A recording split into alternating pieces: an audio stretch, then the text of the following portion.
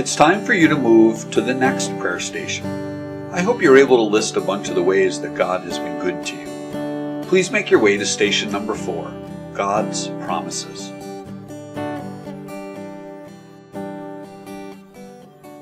The second point that Josh Baldwin makes in his song Evidence is that we can see God's promises in fulfillment all over our lives. Did you know that the Bible is full of God's promises to us? Have you ever looked for them? How many did you find? A few? A bunch? Maybe you're still looking. In his book, All the Promises of the Bible, author Herbert Locklear found 7,147 promises from God to man listed in the Bible.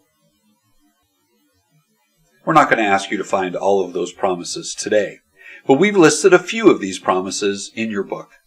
You'll see that there are a few different Bibles on the table in front of you. The NLT stands for the New Living Translation. It's a good Bible to read and study if you're new to the Bible, or if you like easier words to read and understand. The NIV stands for the New International Version. It's a good version for most people to read and study on a daily basis. The ESV stands for the English Standard Version. It's a version for deeper reading and study. You can choose whichever Bible you'd feel more comfortable with, or maybe God will prompt you to look up certain promises in certain versions of Scripture. It's up to you. Now I'd like you to look up some of the promises that you need to hear today and be reminded of the promises of God.